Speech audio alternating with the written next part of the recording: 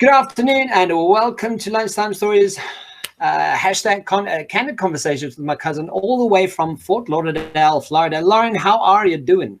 Very good, Kev. Doing so amazing today. Having a great week.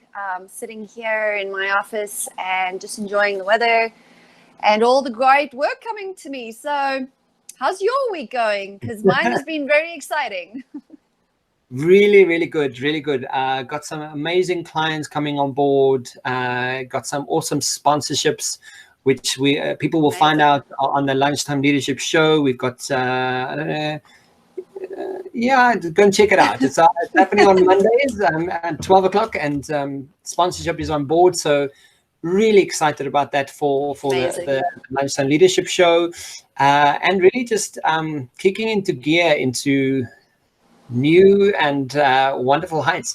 And to that point, Lols, like the conversation that when we first spoke about this, I was going, it's a topic of discussion, but like, why do we fit it in, and why is it there? And the conversation that I thought we should, touch on today, and I know that we've just mentioned how you're experiencing it as well, is the conversation about introverts versus extroverts, and the shades in between, and people who coin themselves empaths. So when I first came across this, people calling themselves empaths, I was going, like that's just weird. But to that point, what is your stance on this topic of conversation? So, introverts, extroverts, a lot of people, I think, just very simply try to put themselves into one of these categories. But I know that for myself, if I've ever tried to put myself in one of these categories, I seem to relate to both of these categories. So it is very clear that there's a lot of nuances in between, what is an introvert? What is an extrovert? What is an empath? And, what other types of things are in between there that we are experiencing that we're really not identifying. I know for myself, for example, people would probably coin me an extrovert because I like to be social and I enjoy the world outside of me. I like to be stimulated outside of myself, but I'm also very much an introvert because I am very self-reflective. I love isolation. Too much time spent in large crowds requires me to go and reboot myself in isolation later on, because I've been giving so much internal information out or taking in so much internal information in my introvert status. So for me, I'm like both of these things, but then I naturally incline to two different ways in my life. I'm right and left brain. I'm a Gemini. I seem to like this middle of the range duality, but a lot of people are just way more introverted or way more extroverted for different reasons. So I think there's a scale, and I think we all find ourselves on that scale somewhere. I don't think it's as simple as saying I'm an introvert or I'm an extrovert. No. I think so, yeah. And I was just looking at verywellmind.com, which speaks about introverts and extroverts. And one of the things that it does say or point out, what is an introvert really, and who are introverts? And some of the things that come up is being around lots of people drain your energy. Yes. So instinctively, like you mentioned, going out into a public space, sometimes you come back and feel, wow, I just need to, I don't want to see anyone for a while. Yeah. You might wonder why that is. Like, why would other people affect you like that? And it's not that there's something happened or you had a fight. It's just energy that you have this thing in your brain called your RAS, your reticular activating system, and that is your ability to take in external stimulus. Now they do say with introverts, it's probably more sensitive. They're taking in a lot more from the outside in. And this is why we have this effect, of course. And what's interesting about this is with remote working, right? Some people go, yes, I can't wait to get back to just being with people and being around people and hugging someone. And I'm kind of going, I'm quite okay just like having this conversation. I don't need to be in your room. I don't need to be in the same room. I don't need to hug you. And the more I like sort of investigation I've done around this, the more I'm realizing that I'm probably considered quite a very strong introvert. But the juxtaposition is like, yet I put myself on camera and like in front of people all the time. It's like, why? And you coach people, you know, you have so much to do with their insides and their outsides, their emotions, their physicality, physiology. Like it's actually an extroverted type of role from an introvert.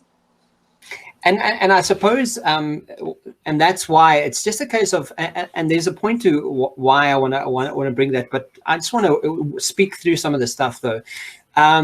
The other thing that's notable is you enjoy solitude. So I don't know about I don't know about you, but if you said to me, like, what would be like the perfect kind of moment for you? I'd be like, oh, if I could just be alone in the mountains, like in a while it's raining and there's a log fire burning and there's not a single person around.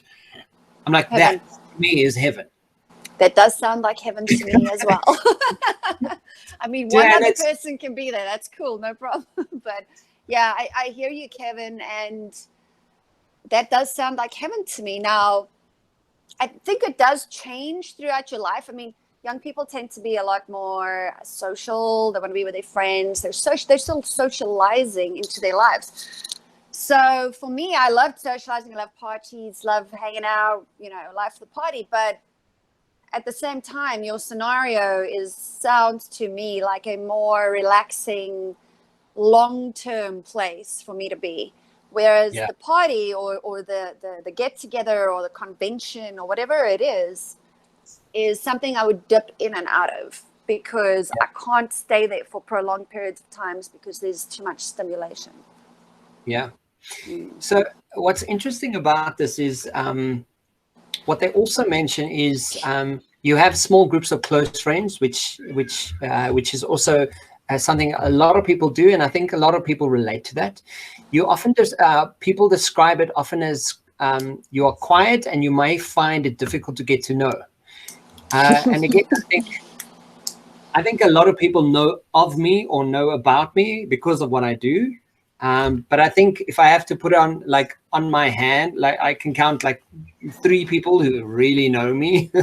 And nice. I think you might actually be one of those people who we like more than I speak to most people, right? Right. And I think someone who really knows me well is my daughter. You know, she gets to see me in a capacity that's just like full on open dad, and like she just knows me. She can just see me and like it's like it is a known thing. But I think that's fine. Like, do you find that that's something you also find? Smaller groups of people? That's probably one of the sort of descriptions of an introvert that I didn't sort of relate to or resound with, because I have so many friends now. You know, there's different versions of friends too. Like some are closer, some you see more, but it's ever changing, it feels. But I would say you're probably right. There's probably only a handful of people who really sort of see me the way I see me in that way. I think it's easy to look at somebody and just think what you think, but not really knowing. So there's definitely introverted parts to that. Even though it appears I do have a large group of friends, I'm very open with my friends. I tend to be more vulnerable in front of people, as I just kind of say whatever I think or feel without, you know, being worried about them judging me. But I would say there's probably less people that know me really well, even though that group is quite large still. So it's crazy, but I've also gathered friends over a lifetime all across the world. So some of them are acquaintances, some you don't see. But yeah, probably only a real handful who really understand what's going on in my daily life. One of the things that they do mention here is you tend to find introverts tend to be drawn to jobs that involve independence. And I was like, how? Yeah, like if I can just do what I'm doing when I'm doing it, like on my own, and I don't have like anyone to report to or speak to, or like, for me, that's like a perfect scenario. I hear you. And you're kind of going like, put me in a group of people and say, okay, you're part of this team, and you have to explain yourself all the time. And yeah, I don't mind if I'm partnering up with people, or if it's like small groups of teams, but if you put me into like a team of 25 people, I'd be like, oh my goodness, I don't know how I'm going to cope with that. But you have to deal with every day, right? The everyday part makes it a little bit difficult. Well, I think, some people are like, well, is it important to know which one you are? And I'm starting to realize from my own experience how important it actually is, because I'll tell you, as I guess a self-described extrovert most of the time, and what other people see is that I've always gotten myself into work positions that are team orientated and require enormous skill sets and commitments and loyalties. I've often worked for people where they expect you to work like 24/7. And I think that's possible, if you're an extrovert and this is an environment that's going to just push you along and it's going to be really good for you, and there's a lot of people and it challenges you and you love it and you thrive off of it. Amazing. Then you're going to choose a job, but I don't know that we choose them that consciously. I mean, here I was, somewhat of an introvert choosing an extrovert's job. Fast forward, I became a teacher where I was, dealing with over 100 children a day. And eventually I got so stressed out between all these jobs over the years and all the constant activity with all the kids. And just when you teach, there's no downtime between the start and the stop. So I realized I became so stressed to a point where my body could no longer handle any more feedback, or feedback as far as information. And I had to leave my job. I got very, very, very sick from not understanding my environment and what was best for me. So I did take myself out of it, and I put myself in an environment where people were still accessible to me, but through the phone, through internet, through messages, through email. So I didn't have to put myself in an environment every day anymore where there were just hundreds of people taking from me energetically. And I couldn't act fast enough to replace that energy. So I think it's super valuable. If you know that you are one or the other, like, do a little self-reflection and see, like, what environment do you really thrive in? And I realized that I actually ended up thriving better in an environment of isolation until I step out to do my work. But behind the scenes, the isolation is actually very helpful for me. Absolutely. So here's one thing that I think that stands really out in terms of being an introvert, being an extrovert, and really noticing where that is. One of the conversation that sort of comes up, and especially now with remote working, and really understanding your boundaries, and really understanding if you are an empath. People often go, "Yeah, I'm an empath because I feel so much, and I can feel energy. Anyone can feel energy in the room. That's normal, right?" So, but I think what stands out about an empath to me is people as an empath. You, and I think that's one of the questions to sort of state at the moment is, how are we looking after ourselves from a self-care perspective? Because one of the things I've noticed about myself, and my family can, sort of testify about this, is I am highly sensitive to sound, smell, and sensation. So, and also light. So if I so funny you say that. If you said to me, okay, cool, we're going to the shopping mall to go and to go and do like weekly shopping, Lauren, it's almost like you're asking me to scrape my face against the tar. We have a rule in the house here, and then I start like, Eugene, I'll do anything. I'll do so much for you or whatever. Please don't ask me to I don't want to do shopping. Like if you see me in the store, I'll be wearing a hat. I'll be wearing sunglasses, and I'll be wearing earphones because I need that like cut off from my people, from energy, from whatever that is, whatever people call it. I'm giggling because like, I mean, I have these conversations with other people, but nobody's really ever described it quite like that. And that's exactly what happens to me. I'm like, this is crazy. Especially the sounds. But, you know, even at night I sleep with my eye patches over my eyes because my eyelids are not thick enough to like, you know, cut out the light completely. And it bothers me. My brain won't go to sleep otherwise. So I have to cut out that. I mean, shopping is, you know, I like the idea of shopping and buying things, but to go to a mall, and I mean, we have one of the biggest malls. I think it is the biggest mall in the world, actually. It's called Sawgrass Mills. It's in the shape of an alligator out here in Alligator Land.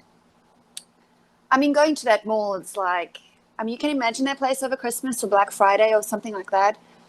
Just on a normal day, it's hectic. You know, imagine it over one of those days. So just, I totally get what you're saying. It's almost like your senses are overwhelmed. Yeah. And I would say that that's probably a very introverted functionality. But the empathic one, I would say, comes very much from being able to assimilate somebody else's feelings.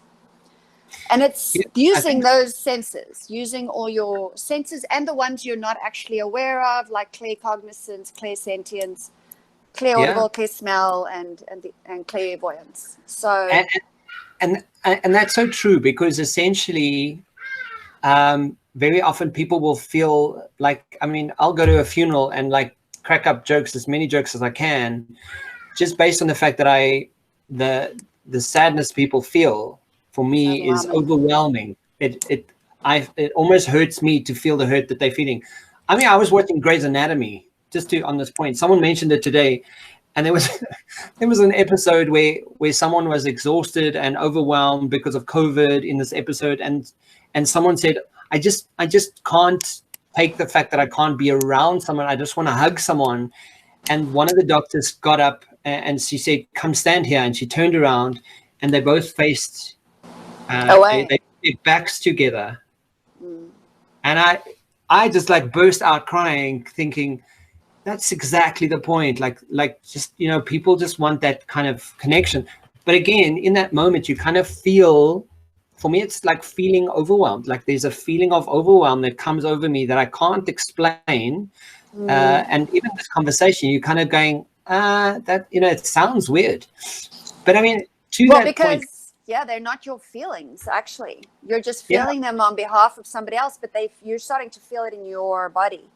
So it is important that if you are aware of this, and I'm not a doctor, but I am an empath, and I have always been one since the day I was born, and that's probably the way most empaths are, is since birth.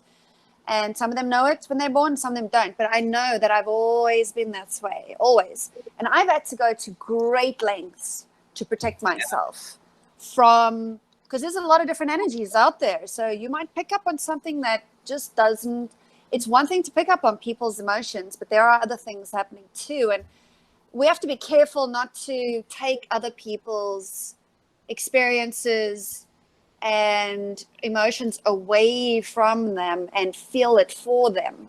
You know, we can help feel it with them, but we don't want to hijack people's, and that's what a lot of empaths end up doing. They're like, you know what, I know how to deal with this, let me take it for you. I've done that with people, and let me tell you, I burdened myself with energy and things that were just not mine to deal with. So I think if you are an empath, it is amazing. You've been gifted by our great creator to stand with people, but remember not to stand. I mean, look, if somebody's crushed and they can't right now, stand with them, stand for them, but don't take their emotions and try to process them yourself.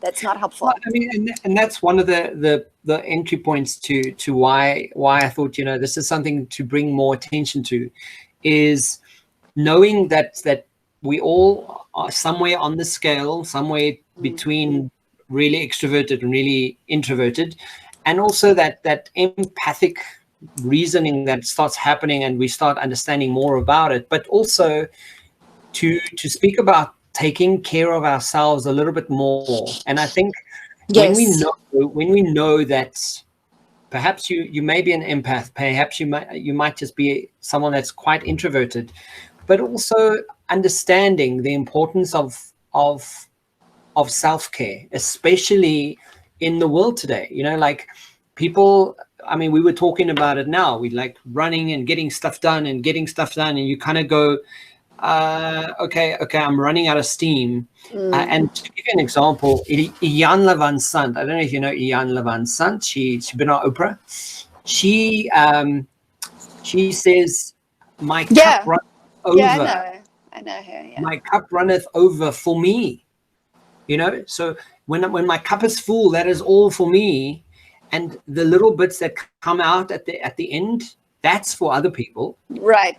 And like when she mentioned that, the first time I saw that, I was like, that is so significant, because we're always running on empty. We're always running on like, I need to get this done, and I need to, and we never take a moment of going, actually, what am I feeling? What is this feeling that I'm experiencing? And because of being an introvert or an empath or an extrovert for that matter, you could be giving out and giving of yourself to a degree that is unfair to yourself and unfair to your own psyche. Yeah, this is something I know has definitely happened with me. I mean, only as only when I reached my 30s, really, did I start exploring why I had so many emotions, because it was confusing. I mean, half the stuff didn't even belong to me. And this is what we realized eventually with the help of some amazing trauma coaches. We realized that like 90% of the trauma I was holding had nothing to do with me. Yeah. It was given to me to deal with, or it was laid on me, or it was shared with me. And I was not capable at the time of protecting myself. So I was essentially walking around with everybody else's trauma on top of my own, very confused about my feelings, what I was understanding, and how I was going to manage all of this other people's trauma. As a young little girl, and as a young teenager, and as a young adult, I did this. And it's not a matter of you do this to yourself. I did not know I was doing that to myself as a child. But this is what happened. Thank God I had the foresight and the interventions to help me figure that out. Because when I realized that I was actually just carrying, like, a lot of what I was dealing with was really, I could cut it in more than half, and only a little part of that was actually mine to deal with. The rest I had to let go of and get it back. And that was not easy, because I had claimed it for myself. That's the point of the conversation, right? Is to kind of go, how do we build a little bit more self-care and self-awareness, and like just know that people they are empaths, they are introverts, they are extroverts, and be sensitive to that. I think people, for example, I've been on a call, on a Zoom call where one of a senior manager in a very corporate environment just said to me, I'm not going to put my screen on. I can't do it. It's not something I can do. It's too much. And I was going to challenge it, kind of go, dude, you're a senior manager. You're dealing with people all the time. Put your damn screen on. And then I was like, okay, cool. Don't push that agenda, because you don't know what you don't know. So you don't know what's going on, really. And sometimes it's not easy to share. Or even understand yourself. Give us three tips on in terms of and not self-care from going to a beauty spa or anything like that. Self-care. What do you do for self-care? 3 tips, quick, easy tips to kind of go, how do you keep yourself sane? How do you land it for yourself and go, yeah, this makes me feel good? I would say my number one tip for anybody who is introverted, extroverted, or an empath, or anything else, has any of the other senses very loudly, I would go to nature. Nature is very grounding, and it's the most grounded place you will ever be. You just take your shoes off, take a few deep breaths, walk outside, place your feet on the earth, and just start inhaling the earth's energy. I know that sounds, I don't know, like what, but to me this is very normal. This is, I can feel that. I just want to point out that you do this thing with a where you paddle ski or something like that, right? Like on a Wednesday. Yeah, on Wednesdays when it's been a little chilly in the winter here in the mornings, but in the summers we go out very early. We're always in nature for something, whether it's paddle boarding on the water, where you can also very much ground yourself. We walk around outside. We're always in a forest. Just go outside. And even if you're having a really rough day, let's say you're overwhelmed. I felt like that this week. I felt just so overwhelmed, so much going on, running two businesses, putting out fires. Just go outside, clear your mind, and just breathe. Hug a tree. Seriously, like put your arms around a tree and feel that energy just penetrate your soul. Some people are going, are you serious? This woman's actually saying hug a tree. Are you And yet, in my world, it's like so normal. It's like normal, yeah. You know, my people are like, hey, there's a tree, you want to hug it? And it's because it really makes a difference. But I will say, just walking on the ground and imagining your feet rooted into the earth, Mother Earth, that's automatically just going to help excess energy flow away from you. Number two, if you know you've been traumatized in your life, seek trauma counseling. Trauma is something that the brain does not know how to deal with. Trauma can affect your introversion, extroversion, empathic abilities, and all the other abilities. So trauma is not just therapy. It needs more than that. It needs somebody who specializes in trauma, and have that person, if possible, on call or do a course or go somewhere or do something to try to lift the trauma from your brain. Number three, try to have a coach on call. Doesn't have to be a psychologist, but if it is, great. Or whoever. Mine is a spiritual coach, a health coach, and other coaches that I can call when I need help, because sometimes I just have to ask for help. And let me tell you, it ain't easy, but I have to have them there because, and I love them so much. I appreciate them, but there they are. If I need them, I just text. I say, listen, please, when can we talk? And, there we talk. It's a paid service, obviously, but it's something that if you have good friends that you can do that with. We have a group of, young female business entrepreneurs that we bounce stuff off all the time. Today I asked them for prayers for a new deal that's coming in that I've been working on for a while. Tomorrow they may ask for something different, but you can also ask for support and practice doing that, because if you're especially growing a business or a family, you're going to need it.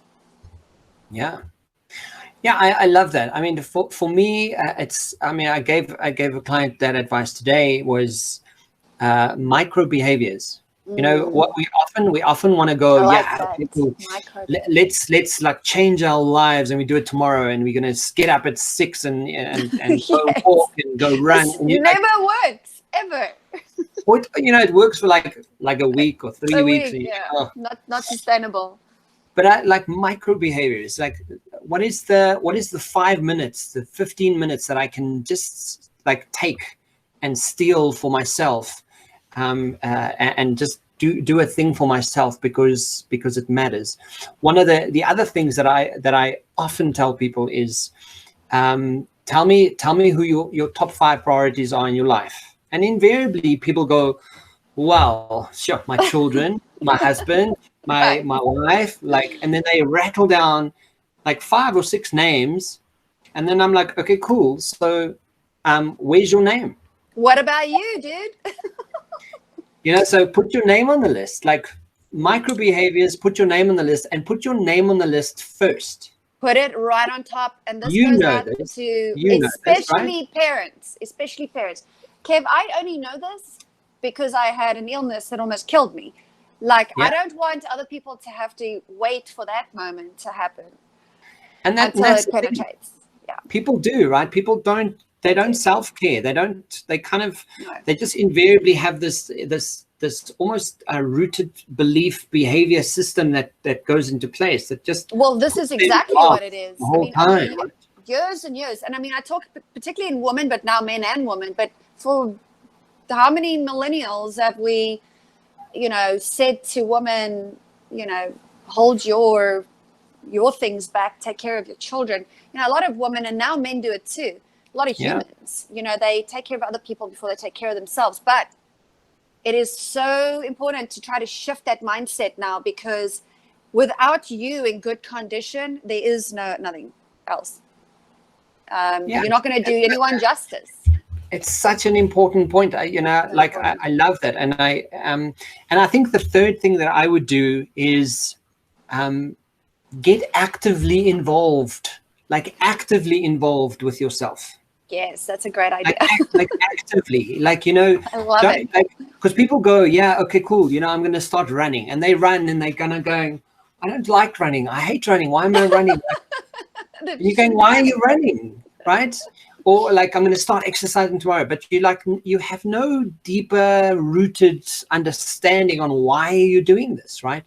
Yeah. I mean, you and I have spoken about it often, and it's a theme that comes up often. It's really, really understand who you are and why it is you matter. Right. Yes. So well, if you know that, you'll be taking care of yourself, because you weren't. Yeah.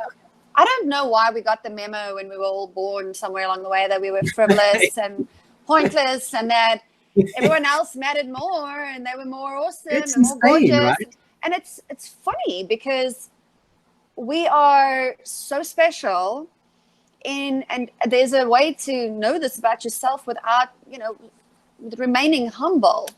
And I think when you realize that, you have to take care of yourself. There are days where I just don't want to take care of myself. I don't want to. Yeah. I want to drink and smoke, and I want to party, and I want to go out and have fun, and I don't want to think about anything. But you know what? I don't know why I have the desire to do any of those things. That's what I really want to do. What I really want to do is look after myself. What I want to do is make sure I live till 130 or something like that. And I think that's why I mentioned that, because we look at COVID, we look at what we've put ourselves into, as a fourth point, maybe just to add to this, is your boundaries. Be actively involved in creating boundaries. This, Lols, we spoke around misogyny, around people treating people badly, pushing back in an environment where you're kind of going, no, dude, that's not okay. We have to also, even in your relationship, how do you push back in a relationship? And, people remote homeschooling at the moment, it's a lot of pressure is on. There's no boundaries, right? So we need boundaries now more than anything to navigate, and just to communicate them in a way that is, try to leave entitlement out of it. And, it's not that we're all just entitled to the way we feel. It's that if I can communicate to my partner, listen, I'm having a pretty rough day, I might need some support. Then he knows, and he's like, well, I'm having a pretty rough day too, and I need support. Okay, let's go look for somebody else to support us both. But, that way, instead of being crabby, or, you can still just get your point across with, listen, I'm not in a good space right now, and if you come into my space, I might get a little agitated. So give me 10 minutes, please. I just need to calm myself down, or I need to go ground myself, or I need to. So even I'm just practicing communicating as I go in life. Whatever's happening right now in the most graceful way. Sometimes, there's a way of saying it so that it's not mean or nasty. Yeah. I mean, Lols, just to emphasize what you're saying, Eugene and I, because we both work remotely, we're both in the same house. We've got to a point now where we've literally said goodbye to each other. Okay, cheers, I'm going to work now. And he goes next door, he's there. I'm I get dressed. I'm okay, bye, have a nice day, chat to you later. We literally, he goes to the kitchen, does his thing, whatever. I go to the kitchen, do my, if you want to, you meet for lunch, have a lunch break. Yeah, you're do you have time for lunch? Are you available for lunch? And half the time it's on WhatsApp. You don't walk to the room and just interject. It's not allowed. Like, well, this is something I had to. This was a boundary. Yeah, I had to come up with this boundary. My partner Christian does not work from home unless he's working, end of day stuff in the office. But he's out and about engineering on the yachts, and he'll come home, walk into the office, blah blah blah blah blah blah blah blah blah blah, and I'm like, do I need to close the door so you can knock? Or do I need an on-off sign? Do I need open close sign? I need a little neon sign that says open, so you can come to me. I could be doing anything at that point. I could be talking to clients. I could be editing. I could be really focused on something. I could be trying to think about something, trying to work out a problem. And you come in, start telling me about your day. And I'm like, okay, it's too much. It's overwhelming. I'm like, okay, hold on. Give me 30 minutes. I'll be back for you in 40 minutes. So you can tell me about your day and I can focus on you instead of whatever's going through my head. But we have to, especially in COVID now, I mean, our lives are never going to go back to what we call the normal. We have a new normal now. And whether you're introverted, extroverted, empathic, or anything else, boundaries, taking care of yourself, seeking help. Self-care, yeah. Like really like mental, emotional, physical, physiological self-care is so important. Lance, thank you. As per usual, always nice to bounce information off your brain and hear how you're doing. If we want to get a hold of you, quickest way to get in touch? Yeah, absolutely. You can go ahead and click on my website, www.laurenbritzphotography.com. Open to talk about a whole bunch of things. We are currently taking clients for branding 2021 end of year and 2022. So yeah, just click on the link, book a 30-minute complimentary consultation, and we can chat anywhere in the world. Fantastic. And guys, as you know, leadershipbydesign.co, or you can just check it out on any social media platform. You just search us where we are, Lauren Britz Photography or Kevin Britz. We always come up, so just check it out. There we go. It's showing. Lance, thank you for chatting and have a wonderful week. So great to see you, Kev. You as well. I'll chat to you soon. Cheers. Bye. Bye.